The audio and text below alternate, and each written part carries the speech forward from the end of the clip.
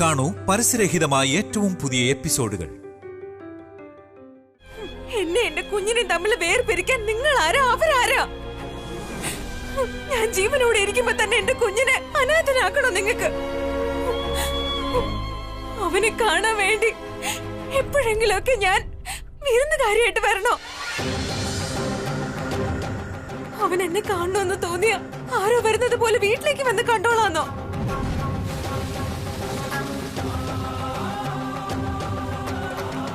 ഇതിനേക്കാളും വലിയ ദുഷ്ടതരവും ദ്രോഹവും ഉണ്ടോ അച്ഛാ? ഇതിനെക്കുറിച്ച് ഞങ്ങളും ആലോചിച്ചു മോളെ. ഞങ്ങൾക്കും വളരെയധികം വിഷമമുണ്ട്. പക്ഷേ ഇതൊരു നല്ല ആലോചനയാണ്. എന്താ അച്ഛാ അതിന് നിങ്ങൾ ആലോചിച്ചത്? അമ്മയും അച്ഛനെയും വിട്ടിട്ട് ഞാൻ പോകുന്നത് തന്നെ വലിയ കാര്യമാ. അങ്ങനെയുള്ളപ്പോ ഉണ്ണിയെ വിട്ടിട്ട് ഞാൻ പോകുന്ന എങ്ങനെയാ അച്ഛാ കരുതിയത്? ഉണ്ണി അവര് വേണ്ടെന്ന് തീരുമാനിച്ചപ്പോ തന്നെ നിങ്ങൾ പറയുന്ന മനുഷ്യത്വവും നല്ല ഗുണമൊന്നും അവർക്കില്ലെന്ന് എനിക്ക് മനസ്സിലായി. ഇനി ആ ആലോചനയുടെ ആവശ്യമുണ്ടോ?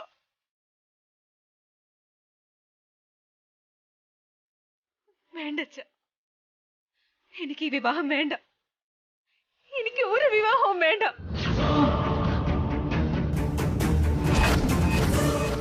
വസു, അതെ അമ്മ, മരുമോളെ സ്വന്തം മോളെ പോലെ നോക്കുന്ന നിങ്ങളെ പോലുള്ള അമ്മാവനും അമ്മയും നാട്ടിൽ വേറെ ഉണ്ടോന്ന് എനിക്കറിയില്ല.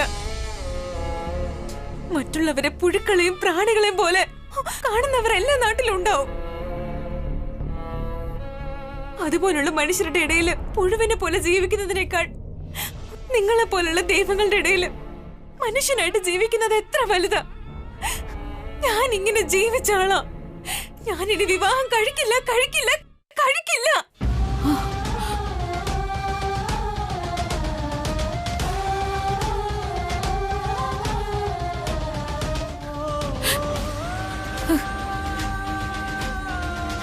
ക്ഷമിക്കണം.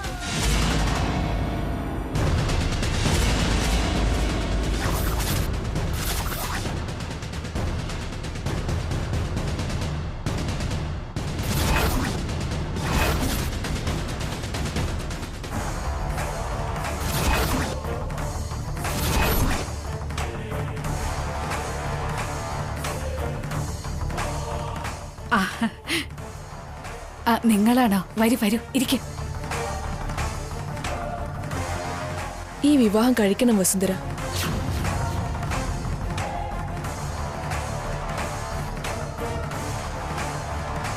അത് പറയാൻ നിങ്ങൾ ആരാ?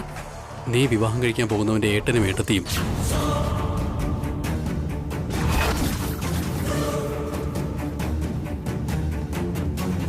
ഓഹോ, നിങ്ങളാണല്ലേ ആ വലിയ മനുഷ്യന്മാര്. നിങ്ങളാണല്ലേ ആ വലിയ മനസ്സുള്ള നല്ല മനുഷ്യന്മാര്. ഇനി ഒരുപാട് പാപം ചെയ്യാൻ നിങ്ങൾക്ക് 100 ആയുസ്സുണ്ടാവും. ഇപ്പോഴാ നിങ്ങളുടെ കാര്യം പറഞ്ഞുകൊണ്ടിരുന്ന. നിങ്ങളുടെ നല്ല ഗുണങ്ങൾക്ക് എന്റെ പ്രണാമം. നിങ്ങളുടെ സംസ്കാരത്തിന് എന്റെ സാഷ്ടാംഗ പ്രണാമം.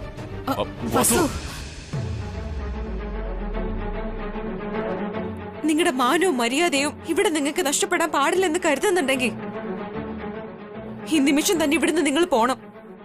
ഇല്ലെങ്കിൽ എന്റെ ദേശത്തിന് നിങ്ങൾ വിരുന്നുകാരാണെന്ന് ഞാൻ നോക്കില്ല.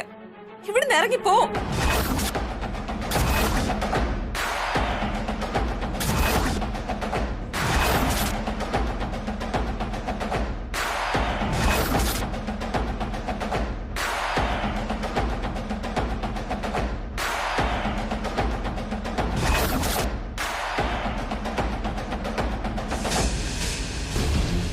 നിന്റെ ദേഷ്യവും വേദനയും എനിക്ക് മനസ്സിലാകുന്നുണ്ട്. മനസ്സിലാക്കുന്നവരിങ്ങനെ ചെയ്യില്ല. ഞങ്ങൾ ചെയ്തത് ശരിയാണെന്ന് പറയാൻ വന്നതല്ല, തെറ്റ് സമ്മതിക്കാൻ വന്നതാ.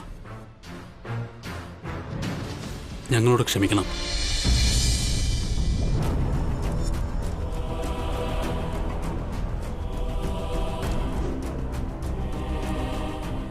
ഇന്നലെ വരെ ഞങ്ങൾ എല്ലാവരും ഇത് ആലോചിച്ച വിഷമിച്ചോണ്ടിരുന്നത് എന്റെ അമ്മ ചെയ്ത തെറ്റ് തന്നെയാ എന്ന് കരുതി അമ്മ മോശമല്ല. തന്റെ പേരക്കുട്ടികൾ സുഖമായിരിക്കണമെന്ന ചെറിയൊരു സ്വാർത്ഥത അതാ. അവിടുത്തെ മരുമകളെന്ന നിലയിൽ പറയുക, അമ്മയായി മാറിയ നിന്റെ അമ്മായി എത്ര നല്ലവരാണോ എന്റെ അമ്മയും അതുപോലെ തന്നെ നല്ലവരാ.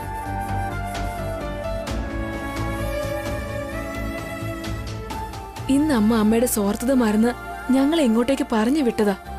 നിന്റെ ഒപ്പം നിന്റെ കുഞ്ഞിനെ ഞങ്ങളുടെ വീട്ടിലേക്ക് കൊണ്ടുവരാൻ അമ്മ സമ്മതിച്ചു.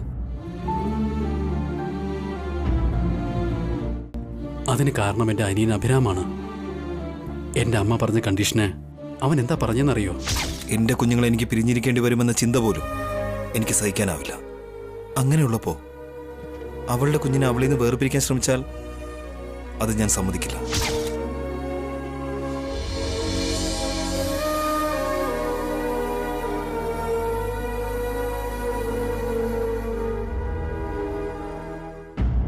എന്റെ അനിയൻ അഭിരാം അത്ര നല്ലവനാ വസു. സ്വന്തം കുഞ്ഞുങ്ങളെക്കുറിച്ച് മാത്രമല്ല, നിന്നെയും നിന്റെ കുഞ്ഞിനെ കുറിച്ചും അവൻ ആലോചിക്കുന്നുണ്ട് വസു. അങ്ങനെയുള്ള ഒരാളെ വിവാഹം കഴിക്കാൻ നീ ഇത്രയ്ക്കൊന്നും ആലോചിക്കേണ്ട കാര്യമില്ല. കണ്ണും പൂട്ടി നിനക്ക് അവനെ വിവാഹം കഴിക്കാം. ഇങ്ങനെ എന്തെങ്കിലും ഒരു അത്ഭുതം നടക്കണമെന്ന് പ്രതീക്ഷിച്ച് ഞാൻ കാത്തിരിക്കുമായിരുന്നു മോളെ. എന്റെ പ്രതീക്ഷ വെറുതെ ആയില്ല. അഭിറാം വളരെ നല്ല മനുഷ്യനാണെന്ന് ഇദ്ദേഹം എന്നോട് എപ്പോഴും പറയാറുണ്ട്. അത് ശരിയാണെന്ന് എനിക്കും ഇപ്പൊ ശരിക്കും മനസ്സിലായി. ഈ കല്യാണം നടക്കുമെന്ന് എനിക്കിപ്പോ വിശ്വാസമായി. എൻ്റെ അനിയൻ അഭിരാമിന് വസുന്ധര നന്നായി ചേരും. ഇവർ തമ്മിലുള്ള വിവാഹം ദൈവം നേരത്തെ തീരുമാനിച്ചതാണ്. അതുകൊണ്ട് തന്നെ അഭിയുടെ ചിഹ്നം അവളുടെ കഴുത്തിൽ വീണത്.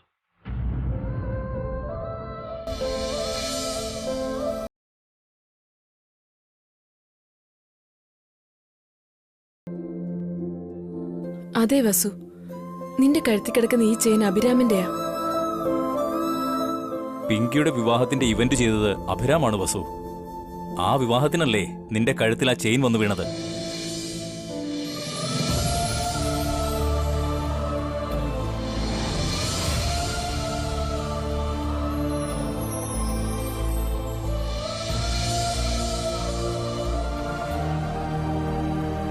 ഇക്കാര്യം ഗുരുവായൂർ പോയിട്ട് വന്നപ്പോ നിന്നോട് പറയണമെന്ന് കരുതിയതാ.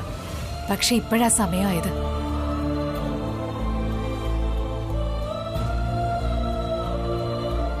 വസു, ഈ വിവാഹം കഴിക്കാനായി നീ ഒരു തരത്തിലും മടി കാണിക്കരുത്. എന്റെ വിവാഹം കഴിഞ്ഞിട്ട് 12 വർഷമായി. ഒറ്റ ദിവസം പോലും എന്റെ സ്വന്തം വീട് എനിക്ക് മിസ് ചെയ്തിട്ടില്ല. ഞങ്ങളുടെ വീട് എത്ര നല്ലതായിരിക്കുമെന്ന് നീ മനസ്സിലാക്ക വസു. ഈ വിവാഹം നടന്ന നീ എനിക്ക് സഹോദരിയാകും. ഒരു കൂടപ്പിറപ്പിന്റെ സ്ഥാനത്ത് നിന്ന് ഞാൻ നിന്നോട് പറയുക, ഈ ചേച്ചി നിനക്ക് നല്ലത് മാത്രമേ ചെയ്യൂ. അഭിരാം ശരിക്കും ശ്രീരാമനാ. നിനക്കും നിന്റെ കുഞ്ഞിനും ഒരു ബുദ്ധിമുട്ടും ഉണ്ടാവാതെ അവൻ നോക്കിക്കോളും. സമ്മതിക്ക് വസു.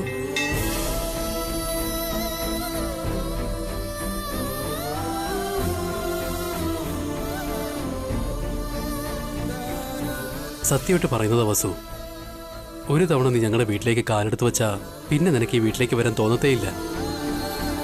എൻ്റെ അനിയനെ നീ വിവാഹം കഴിക്കണം.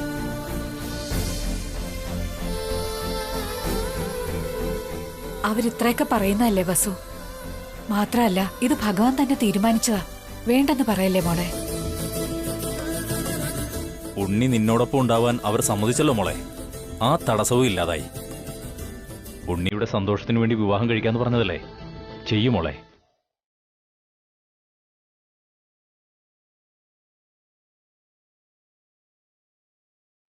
ശരി അച്ഛാ.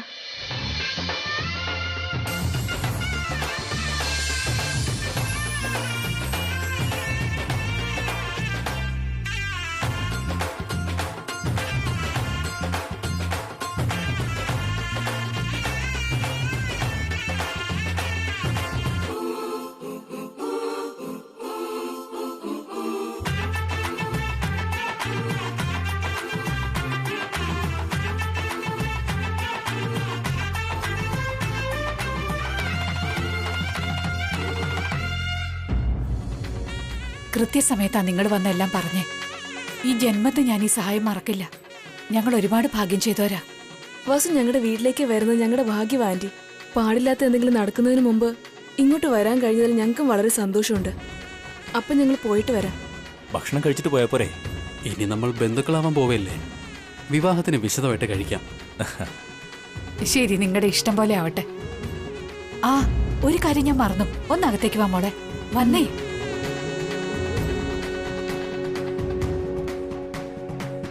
കുറച്ചു നേരം ഇവിടെ ഇരിക്കും. ഞാനിപ്പോ വരാം.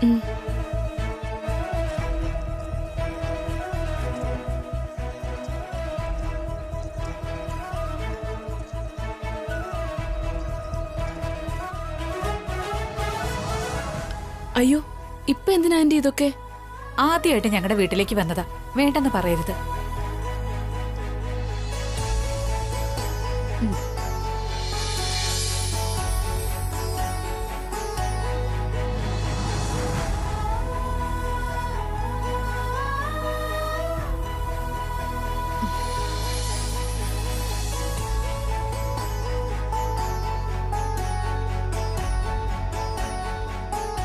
പോയിട്ട് വരാം ആന്റി. ശരി ശരി മോളെ, മോളെ, പോയിട്ട് പോയിട്ട് വരാം. വാ.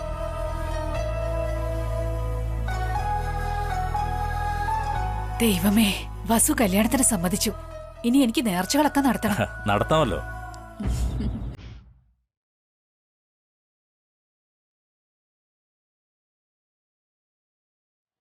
വസു, ഒന്ന് വേഗം വാടി. വിവാഹത്തിന് സമ്മതിച്ചതിന് നിനക്ക് ട്രീറ്റ് തരണം. വിവാഹത്തെ കുറിച്ചുള്ള നിന്റെ പേടി എനിക്ക് മാറ്റണം. നീ ഇതെവിടെയാടി? എത്ര നേരം വെയിറ്റ് ചെയ്യുന്നു?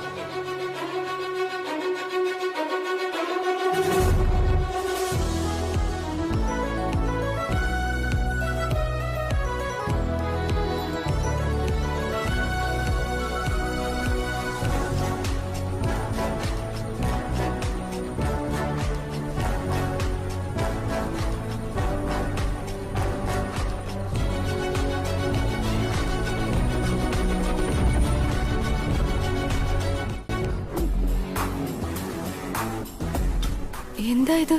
വസു വരുമെന്ന് വിചാരിച്ചപ്പോ അഭിരാം വന്നിരിക്കുന്നു. അതോ ഇനിയിപ്പോ രണ്ടുപേരും ഒരുമിച്ച് വന്നതാണോ? വസുവിനി എന്നോട് ഇതെല്ലാം മറച്ചു വെച്ചതാണോ എന്തോ? വാവ്, ആ ആളെ നോക്കി എന്തൊരു സ്മാർട്ടല്ലേ!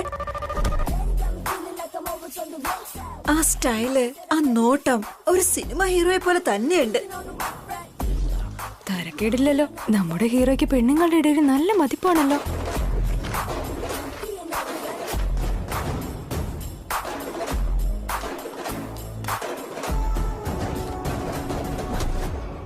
Excuse me, menu please.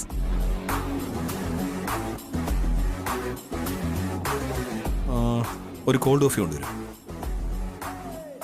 Strong cold coffee.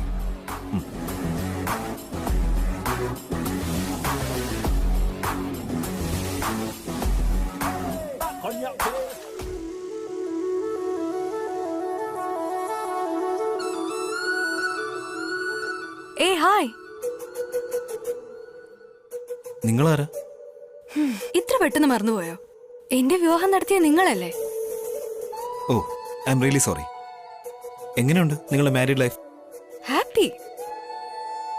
നിങ്ങളെന്ന് ചെയ്തു തന്ന സഹായങ്ങളൊക്കെ മൈൻഡ് ബ്ലോയിങ് ആണ്. അടിപൊളിയായിട്ട് എല്ലാം ചെയ്തു. Thank you. ഞാനാ നിങ്ങളോട് താങ്ക്സ് പറയേണ്ടത്. വിവാഹം കഴിഞ്ഞപ്പോ തന്നെ പറയണമെന്ന് വിചാരിച്ചതാ, പക്ഷെ അപ്പോഴേക്കും നിങ്ങൾ പോയി കഴിഞ്ഞു.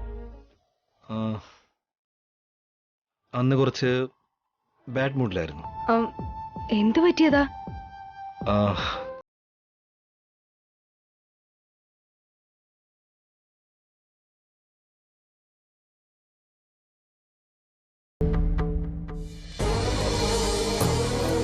ഇതെങ്ങനെ ഇവരറിഞ്ഞു? നിങ്ങൾക്കെങ്ങനെ അറിയാം? ആ ചെയിൻ ആരുടെ കഴുത്തിലാ വീണെന്ന് വരെ അറിയാം. പറഞ്ഞ സർപ്രൈസ് ആകുമോ എന്തോ.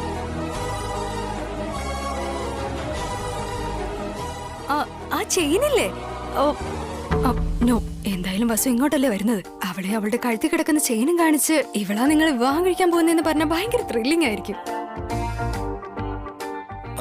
എക്സ്ക്യൂസ് മീ, എന്തോ പറയാൻ വരായിരുന്നല്ലോ. യാ, നിങ്ങൾക്കൊരു സർപ്രൈസ് ഉണ്ട്. സർപ്രൈസോ? എന്താ അത്? അത് പറയില്ല, നിങ്ങൾക്ക് കാണിച്ചു തരാം. കണ്ടു കഴിയുമ്പോൾ നിങ്ങൾക്ക് ഭയങ്കര ത്രില്ലായിരിക്കും. കുറച്ചു നേരം ഒന്ന് വെയിറ്റ് ചെയ്യണേ.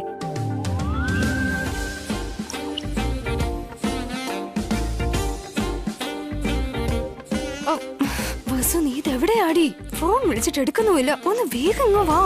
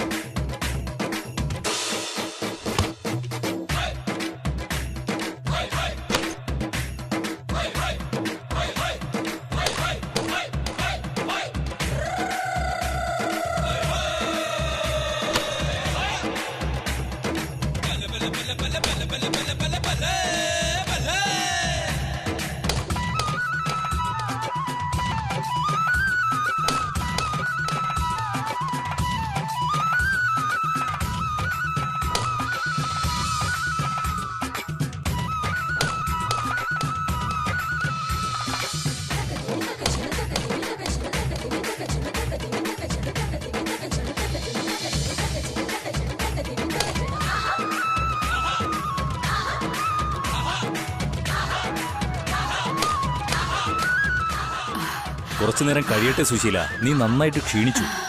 അതൊന്നും സാരമില്ലേട്ടാ. വസുവിന്റെ വിവാഹം ഉറപ്പിച്ചു കഴിഞ്ഞാ 101 നാളികേരം ഉടയ്ക്കാവുന്ന ഞാൻ നേർന്നിരുന്നേ. ഇതെല്ലാം ഉടച്ചു കഴിഞ്ഞാലേ എനിക്ക് സമാധാനം ആവുള്ളൂ. ശരി, കുറച്ചു നാളികേരം ഞാൻ ഉടയ്ക്കട്ടെ. നേർച്ച എനിക്കാ, പിന്നെ ഏട്ടൻ എങ്ങനെ ഉടയ്ക്കും? മുഴുവൻ ഞാനാ ഉടയ്ക്കണ്ടേ. ഇങ്ങി തന്നെ, ഇങ്ങി തരാൻ.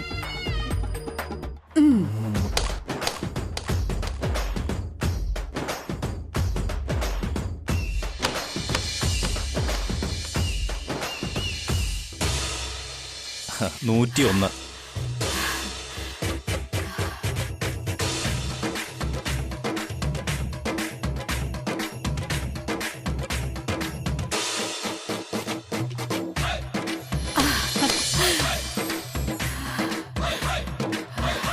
സുശീല, നീ നന്നായിട്ട് തളർന്നിട്ടുണ്ട്. വാ, അങ്ങോട്ടിരിക്കാം.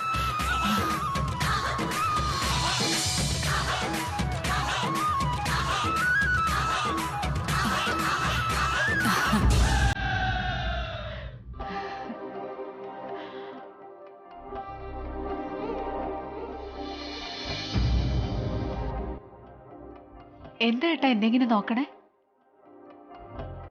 നിന്നെ കാണുമ്പോൾ അഭിമാനം തോന്നുന്നു. നിന്നെപ്പോലൊരു ഭാര്യയ്ക്ക് ഭർത്താവാകാൻ കഴിഞ്ഞതിൽ എനിക്ക് സന്തോഷം തോന്നുന്നു. ഇത്രയൊക്കെ പറയാൻ മാത്രം ഞാനിപ്പോ എന്താ ചെയ്തേ? അമ്മയായിരിക്കെ മരുമോൾക്ക് വിവാഹം നടത്തുന്നു. ഈ ലോകത്ത് നിന്നെപ്പോലെ വേറെ ആരാ ഉള്ളത്? ആ, മതി നിർത്തിക്കൂ. ഇതെന്താ ഞാൻ മാത്രമേ നല്ലവളായിട്ടുള്ളൂന്നാ? വസുവിന് ഞാൻ അമ്മായിയാണെങ്കിൽ ഏട്ടൻ അമ്മാവനല്ലേ? ഏട്ടനും കൂടി വിചാരിച്ചില്ലായിരുന്നെങ്കിൽ വസുവിന്റെ കല്യാണം ഇങ്ങനെ നടക്കുവോ? നീ ഇപ്പൊ പറഞ്ഞ കാര്യത്തിൽ എനിക്കെത്ര പങ്കുണ്ടെന്നറിയില്ല. പക്ഷേ നിന്റെ ശ്രമങ്ങൾക്ക് മുന്നിൽ ബാക്കിയെല്ലാം ചെറുതാണ് സുശീല. ഭഗവാൻ നിനക്ക് നല്ല ബുദ്ധിയും നല്ല മനസ്സും തന്നിട്ടുണ്ട്. ഇന്ന് എന്നെ പുകഴ്ത്തുന്നതാണോ അവോ പ്രധാന ജോലി? എന്താ, എന്റെ ഭാര്യ എനിക്ക് പുകഴ്ത്തിക്കൂടെ? അതിനുള്ള അവകാശം പോലും എനിക്കില്ലേ? ആ, ഭാര്യയെ കൂടുതൽ പുകഴ്ത്തിയാലേ തലയിൽ കയറി ഇരിക്കുമെന്നാ. പിന്നെ അവിടെ നിന്ന് ഇറങ്ങാൻ പറഞ്ഞാലും ഇറങ്ങില്ല. സാരമില്ല, നിന്നെപ്പോലൊരു ഭാര്യയെ ജീവിതം മുഴുവൻ തലയിൽ ചുമക്കാം, ശിവൻ ഗംഗയെ ചുമക്കുന്നത് പോലെ. ആ, ഞാൻ ഗംഗയാണെങ്കി പാർവതി ആരാപ്പോ? ആ മറ്റേ പകുതി ആർക്കാ കൊടുത്തേ? അയ്യോ, ഞാൻ ദേവദാസൊന്നും അല്ലേ. എന്റെ ജീവിതത്തിൽ ഈ സുശീലയല്ലാതെ വേറൊരു പാർവതിയുമില്ല. ശരി, നമുക്ക് നടക്കാം. വസുവിന്റെ പേരിൽ അർച്ചന ചെയ്തിട്ടേ മറ്റൊരു നേർച്ച കൂടിയുണ്ട് എനിക്ക്. വേറെ നേർച്ചകളോ? ഒരു തടസ്സവും ഇല്ലാതെ വസുവിന്റെ കല്യാണം നടന്നാ ഞാൻ വീണ്ടും 101 നാളികേരം ഉടയ്ക്കും. എന്താ, ഇനിയും ഉടയ്ക്കണോ?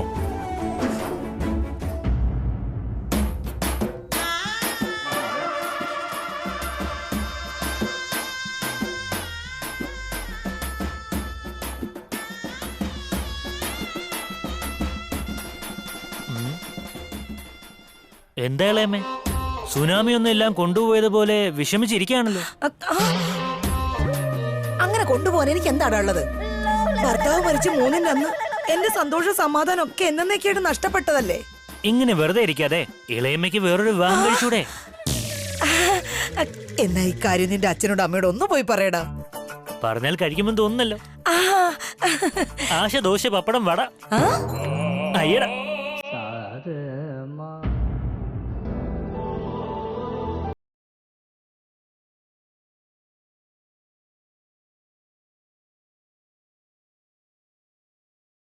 സംസാരിച്ചപ്പോ അവള് സമ്മതിച്ചതേ ഇല്ല. ഞാനും നിന്റെ ഏട്ടനും കൂടി സംസാരിച്ച് സമ്മതിപ്പിച്ചതാ.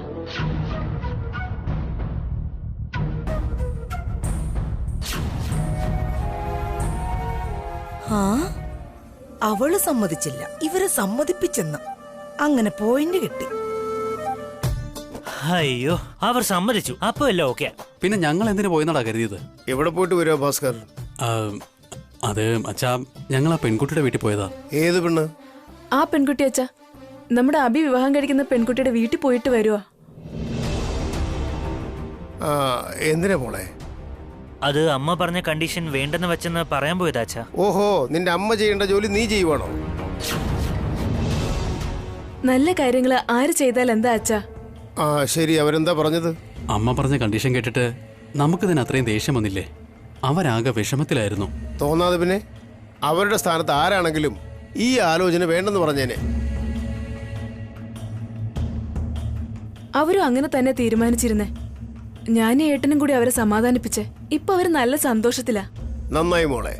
വിവാഹത്തിന് മുമ്പേ ഇങ്ങനെ പ്രശ്നങ്ങൾ ഉണ്ടാവാതെ നോക്കണം.